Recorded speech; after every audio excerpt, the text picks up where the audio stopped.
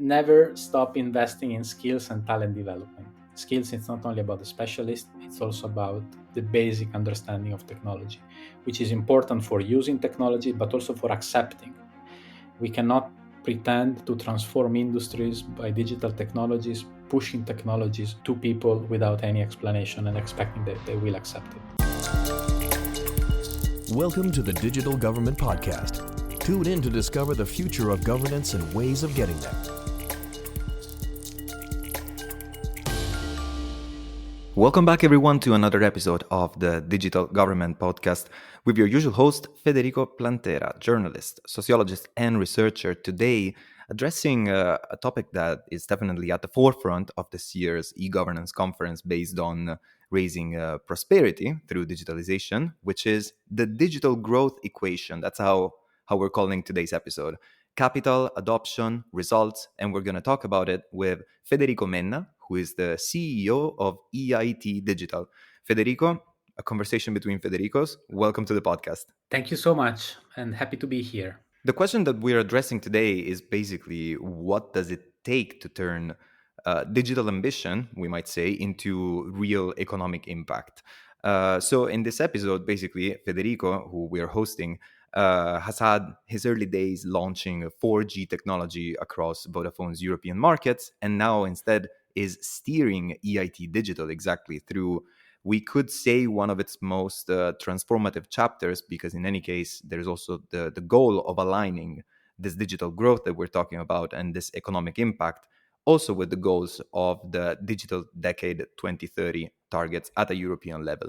So, Federico, let's start exactly from EIT Digital itself, I would say. Let's position it a little bit. So, how would you describe the role of EIT Digital is in Europe's broader digital transformation and, as at the same time, also competitiveness strategy? Yeah, thank you for the question. This is really at the heart of what we do. The Our positioning and role is very peculiar because our one of the main characteristics of our organization, also being started by the European Institute of Innovation and Technology, is that we work on the knowledge triangle. What does it mean to work on the knowledge triangle? It means that on the one hand, we work on making sure that European citizens and future talents have the right skills that are needed to navigate the digital transformation, whether it's about basic knowledge or advanced digital skills like knowledge on cybersecurity, artificial intelligence, or future networks. And then we feed these skilled people into our innovation activities, which are all about bringing new solutions to the market by means of venture creation, venture scaling, and venture growing. What do I mean by this? It means that with our programs, we take the next generation of entrepreneurs from ideas to product and from product to venture. So we really help them transforming the ideas into a product and into a new digital product, and that can be commercialized by creating a new company. And then we help these companies grow, first of all, by connecting them to corporates for maybe some proof of concepts programs or some other corporate collaboration. And then we help them finding the first seed and seed plus investments. We also invest ourselves. And then with what we call growth services, we help the most promising of these companies, the one that we call scale-ups, so ready to scale at European and global level. We help them attracting venture capital funding through the so-called Series A and Series B funding phases. But Federico, then I'm getting already like a bit clearer what do we mean when we talk about knowledge and innovation communities, let's say, no? So, but what does it mean? What is the community aspect, let's say, in this? How could we shed some light on it? It means that we, as an organization, we are an ecosystem. So we connect players that are active in this knowledge triangle that I mentioned before, education and innovation.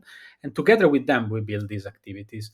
Concretely, it means that EIT Digital, as a pan-European organization, has among its members the top European technical universities, the top digital corporates, and a lot of startups and SMEs, and of course, research and technology organizations. I can, of course, mention a few names. Just for example, since we are in Estonia, I can mention Taltech as one of the key universities in our master program. And then we work with corporates like Bosch or ST Microelectronics across Europe. Okay, so even more so now, I'm getting from the communities also the element of this, what seems to be definitely like a multi-stakeholder approach, let's say in this sense. So you spoke about triangular, let's say, connections and relationships in this sense between nodes of this like triangle. When we look at this from exactly like a point of view of a multi-stakeholder approach, then this model, how does it look in practice? Meaning, we have mentioned institutions that, for example, pertain to research and academia. You've mentioned also going to market and pushing, exactly enabling rather than pushing, let's say, entrepreneurs and companies to go to market and level up in that sense. But we're also talking about something that is happening at the European level within a competitiveness strategy, and as a consequence aim towards creating public value. So we mentioned academia, we mentioned the private, we mentioned the public. How does this look like in practice? So the what does it mean to be a multi-stakeholder platform? Here you said it in the beginning. We are in a transformation phase of our organization, meaning that when we were created from the European Institute of Innovation and Technology, they were supporting us 100%, also financially. And this was the initial phase where they really invested in our organization to create the ecosystem, to create all the programs that we run. Now that we have to walk on our own legs after 14 years of being an integral part of the European Institute of Innovation and Technology, now we transforming the organization into a multi-stakeholder platform, meaning that we still have a relationship with our funding founder, the EIT, but we are opened up to many more public and private players. And together with these players, we are addressing the challenges that Europe is facing and bringing forward the digital agenda of Europe. That also means that as an organization, we attract public funding from multiple sources, but also private capital. And then we have the capability through our pan-European presence to find the best actors across Europe to invest in, and that's one of our biggest value, because we are a distributed organization. We are present in more than 20 European cities and also in the US, in San Francisco. And through this pan-European presence, we are able really to spot the best scientists, the best students, the best entrepreneurs, the best ideas, and we bring all of them together in this multi-stakeholder platform, where in the end everyone can collaborate with the best players and identify the best players they are looking for. And I would say that this is then the perfect moment to bring into the picture what we mentioned also in the introduction, which was the Digital Decade 2030 agenda.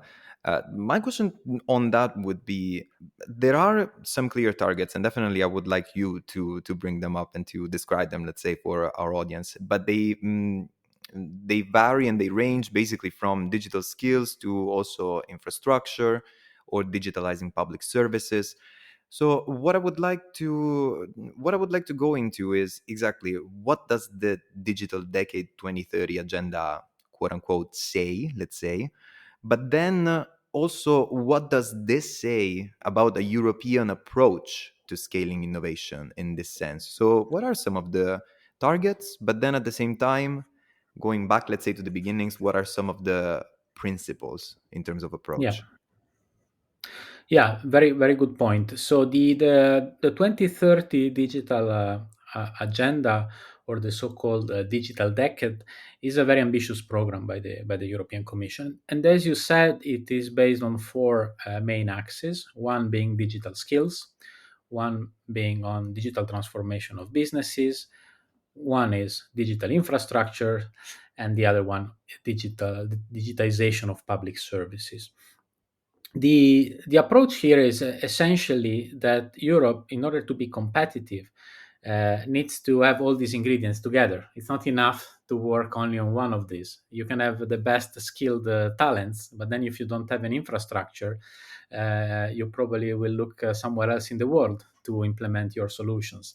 If the public services are outdated and don't make use of technology, then the country will probably suffer, or people will not be engaging a lot with the public administration. And of course, then the SMEs are the backbone of our society and economy, and it's important that we have these SMEs as more digitalized as possible in order to gain competitiveness or to maintain competitiveness. So concretely, when it comes to digital skills, I will try now to give you a bit of figures as well. There are two main ideas behind. On the one hand, we need a specialist. When also at EIT Digital, I mentioned a few corporates we work on. Every time we speak to them, one of their main needs is we need digital skilled talents, advanced specialists, those STEM talents that know technology, that know how to implement technologies, and they're also able to transform the technical knowledge into economic value. And here the digital decade target is pretty clear. We want 20 million specialists by 2030 in Europe, possibly also with a good gender balance.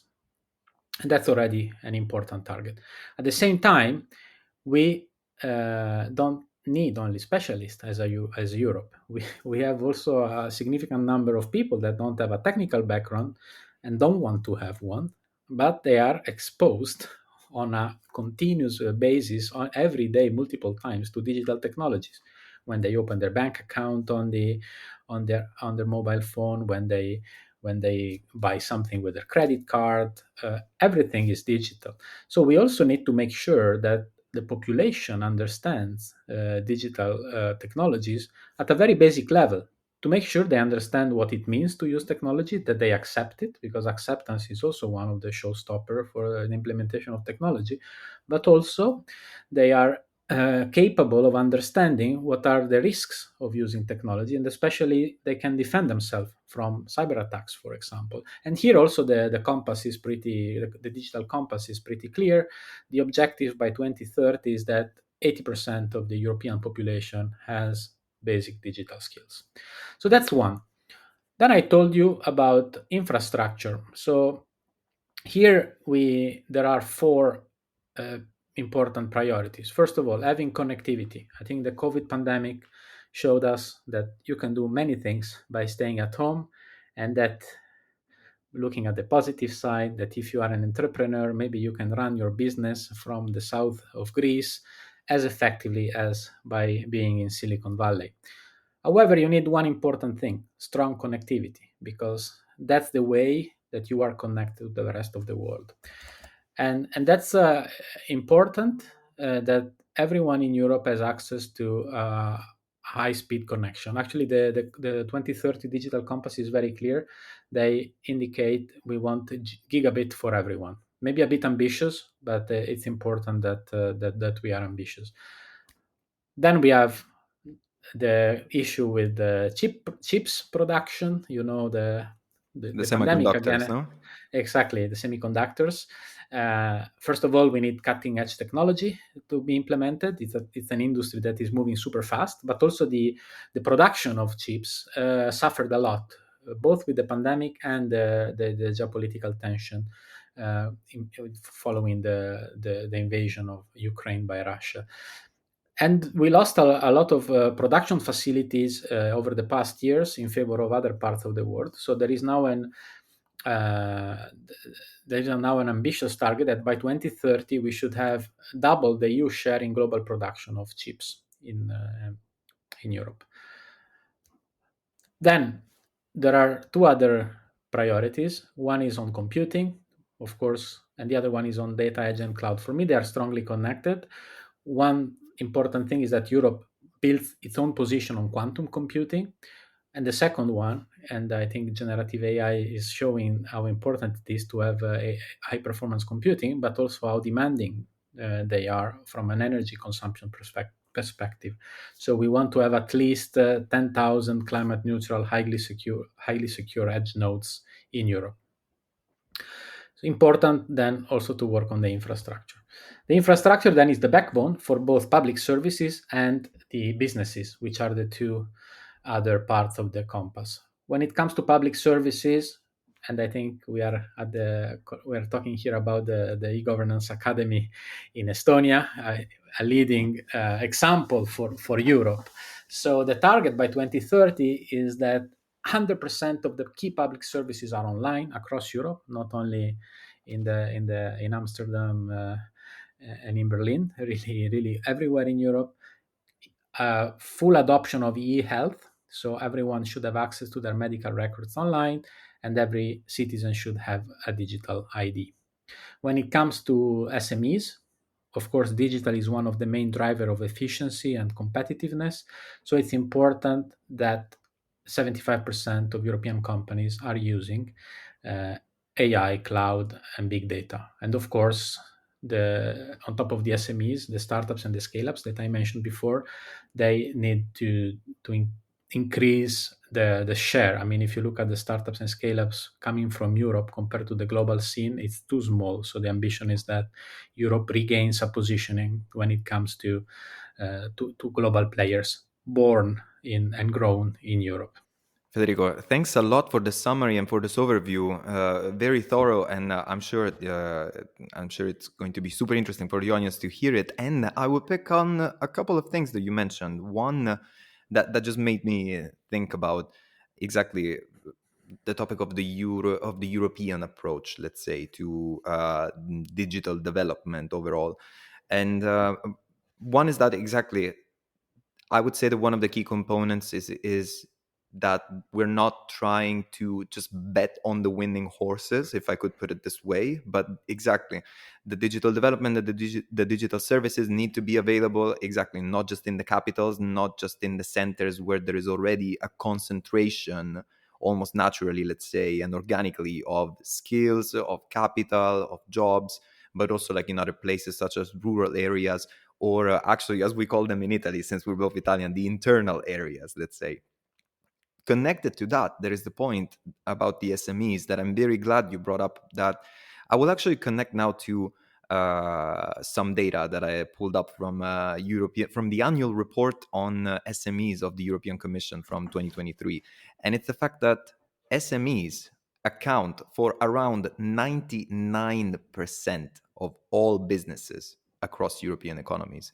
And they account also for about 66% of total employment, meaning, statistically speaking, means that if there are 3 people in the room, 2 are likely to be employed by small and medium enterprises, to just give an idea of the number and of the prevalence.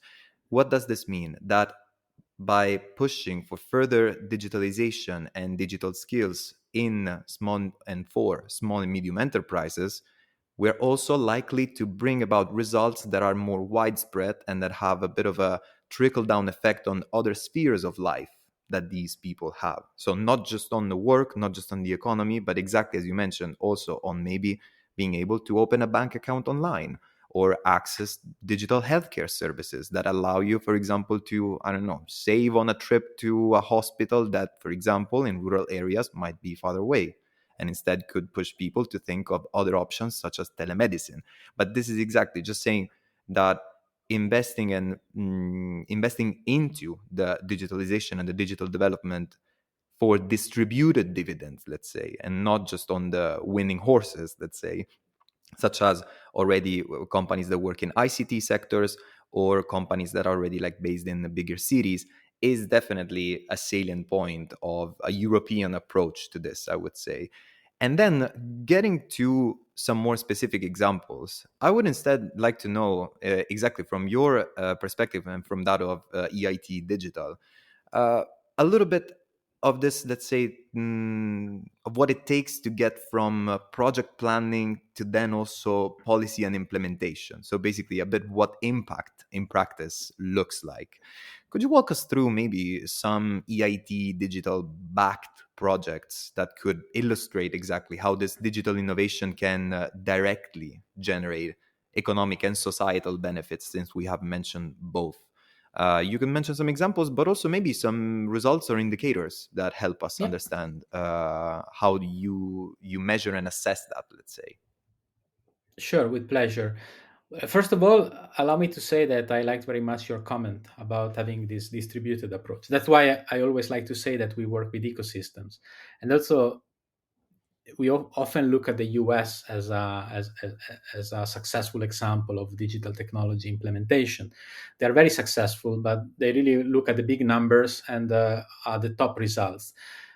I do believe that while in Europe we lag behind on having all these top-notch successes and all the other parts of the world are more successful, still our ambition as Europeans should be to be competitive in order to keep our balanced approach where basic European values are human values are respected and where everyone can benefit, and eventually where we can have a broader set of people having a true European way of life. So that's what we want to achieve, and you achieve this by ecosystem, not just by betting on the winning horses. So that's very important, and I like very much that you made that comment.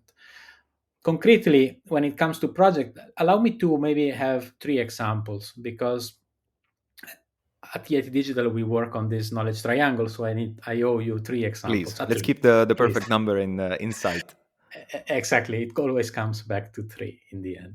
So let me start by an example that this is an investment we made ourselves. It started from one idea from a researcher in our ecosystem that had the idea of using some research he developed in an Italian uh, research and technology organization to help children with autism having better access to the care facilities.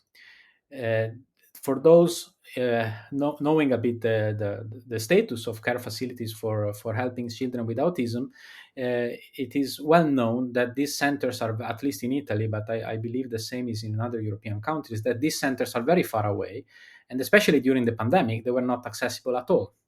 Even without a pandemic, sometimes a parent has to take half a day or a full day off to bring the kid to the therapy. And effectively, this is suboptimal both for the parent but also for the kid, because then the number of sessions that can realistically be followed is very small. So he thought of creating a solution that would allow, through AR, VR, but also connectivity, to have a significant part of the therapy at home without needing to travel very far to get access to the therapy. And also, in case of a pandemic, at least having access to the therapeutic centers. This was presented to us as an idea as part of our Open Innovation Factory, where we look for brilliant ideas and we help them translating these ideas into solution by also connecting players from our ecosystem, and we liked it very much.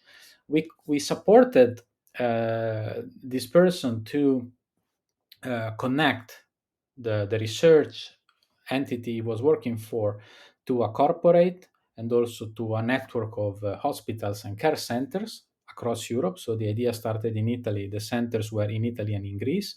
And we built a project around this, which resulted in creating a company that now is commercializing this solution. The company is called Miva. They are still a small company, but growing, and also not only growing, but also providing societal value. And the additional value was that we had a researcher, and then as a result, we had also an entrepreneur on top of bringing economic and societal value in a company based on European technology, bringing value across Europe and also for European citizens. So that's the first example, part of our innovation activities. Second example, let's move now to skills. As and maybe I like to connect to the chips, given that we spoke about the semiconductors in the previous example. At TIT Digital, we are running as part of our master program a double degree in on digital technologies. Effectively, it's a computer science degree that has an important characteristics, which is includes mobility and innovation and entrepreneurship on top of the traditional lectures from the universities. We bring together different universities from the ecosystem, and a student that is enrolled in this program, coming from the 3 years bachelor, can start in one university in one country, study a specific vertical in our across one of the 10th vertical we can offer. And then in the second year, he or she moves to another country where he or she completes the specialization, gets a double degree from the two universities, and also gets a additional certificate issued by IT Digital on behalf of the European Commission on innovation and entrepreneurship. The result is a student that knows very well technology, but also understands how to translate this technology into economic and societal value because of the additional credits that we award on innovation and entrepreneurship. I said there are 10 verticals. One of them is on embedded systems and chips design that we just started last year. Actually, we are intaking the first students now. And it is run amongst other with Taltech, the university in Estonia, and ST Microelectronics. So we really bridge the gap between industry and academia on top-notch technology that is important for Europe's strategic autonomy and sovereignty. So that's extremely relevant in my view because it shows that we can really build this next generation of future talents that we need also as part of the digital compass. So that's the second example. The third one, so I covered innovation, I covered education, so now I only have to cover ecosystem. Ecosystem, as part of one of the policy priorities of the European Commission, there is the so-called New European Innovation Agenda, which has several pillars. One of them is to build regional innovation valleys, which effectively are interconnected ecosystems across Europe, bringing together countries and regions that have a more advanced innovation ecosystem with those regions that are less innovative. And the objective of these programs is to bring them together in order for them to share best practices, but also lessons learned, but also have a mutual inflow of technology and innovation between those regions. Very often, those regions that are less innovative have excellent local science, very excellent universities, but this too often stays in the region because there are no European connections. Or maybe there are connections, but mostly on research, and they lack a way to scale this science and research into products by means of innovation activities, by venture creation, or by building new digital products. So by this, creating these regional innovation valleys, we are truly bringing together these diverse ecosystems.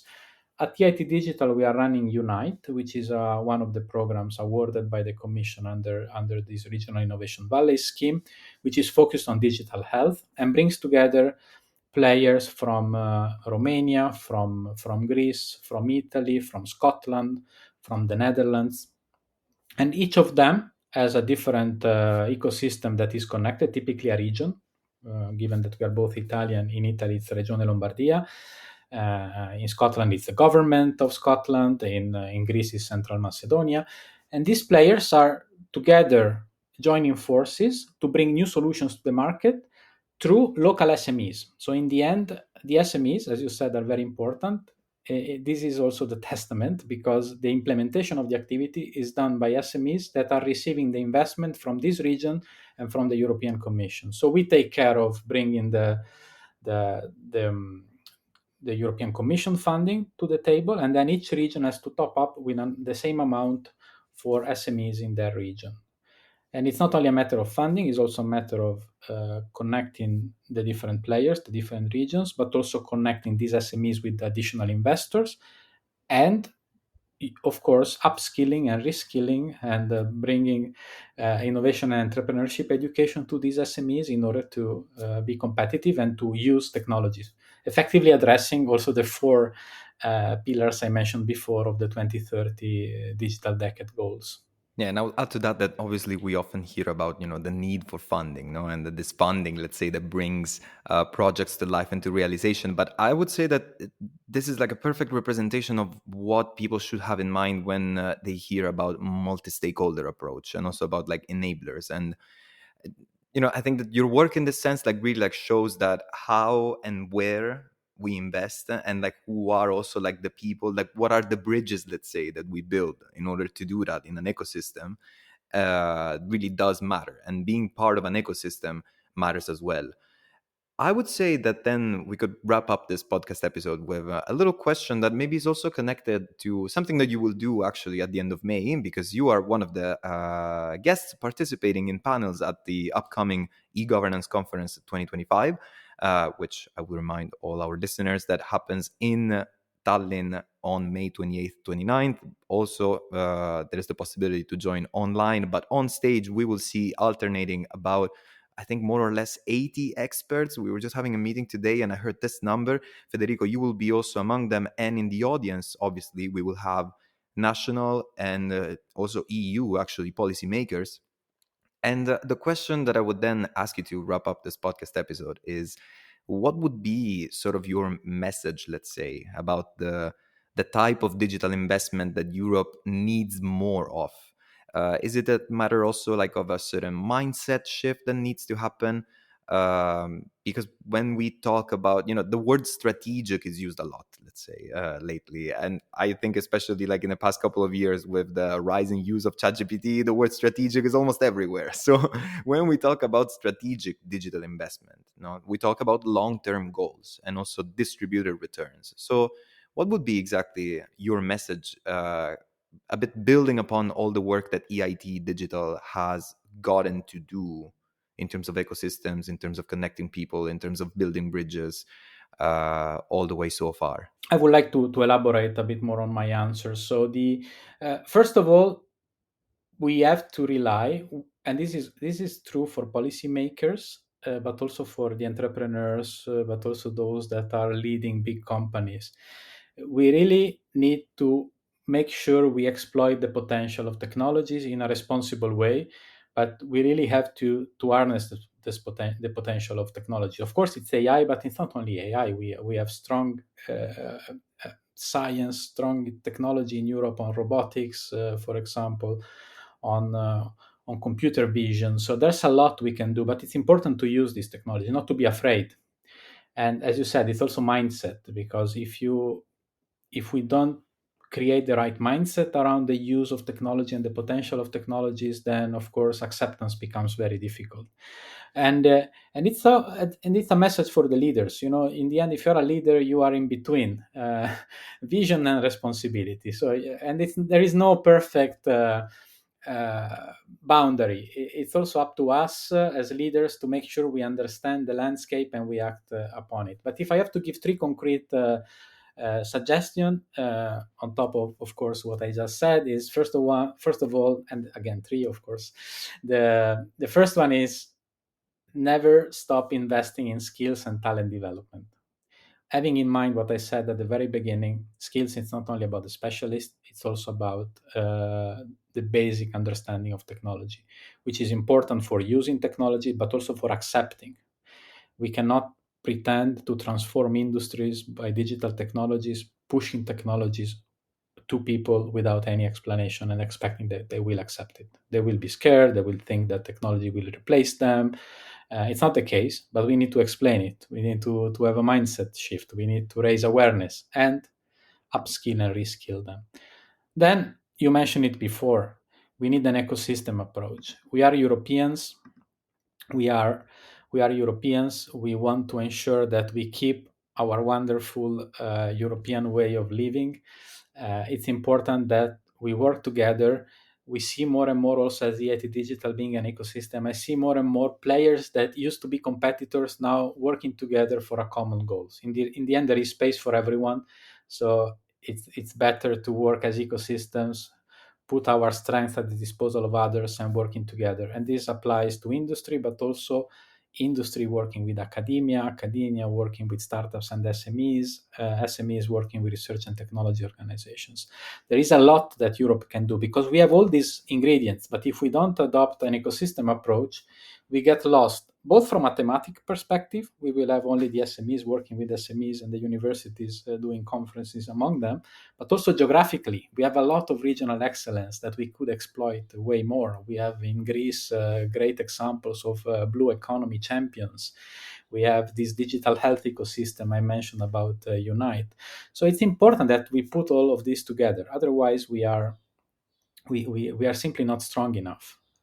And then the last one, when it comes to technology and especially AI, since this is also a very common word these days, it's important that we start implementing, whether in companies or in governments, the proper AI governance systems. Because very often I see that AI is just deployed like this with no governance system in place, and it's difficult to understand the boundaries. If you have a governance framework in place, it might be a good one or a bad one, but at least you know when your people are empowered and are taking the right decisions, or are taking the wrong decision, but you have a boundary. And there are many examples that are showing that those companies that have implemented proper AI governance frameworks inside the company have more and more use cases and are benefiting way more from AI. And to be honest, the same could be true for other technologies, but obviously at this very moment, AI is the big word. So it's really important that technology is deployed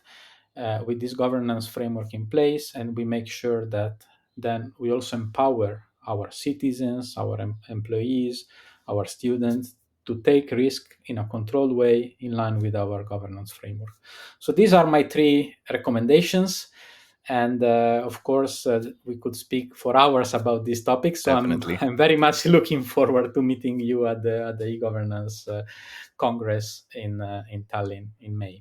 Which is the perfect hook for me to exactly remind everyone once again in our audience that, first of all, you, Federico, you will participate in a panel discussion on May 28th at the main stage of e-governance conference 2025. I will say it again, in Tallinn, and then hybrid also online in the panel. And no, you will have a keynote, and then also you will participate in the panel discussion that is titled Unlocking Competitiveness Through Digital Innovation, from Investment to Impact. And Federico, I'm really looking forward to seeing you there. And it's been a very insightful, very thorough, very interesting conversation. So thanks a lot for joining us today for this podcast episode. Thank you very much for inviting me, and looking forward to meeting you and all our listeners in Tallinn. I'm looking forward to that too. So that's it from me for today.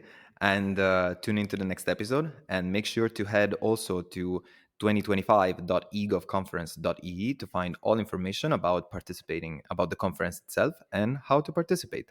See you at the next one. This podcast is brought to you by the eGovernance Academy. Tune in next time.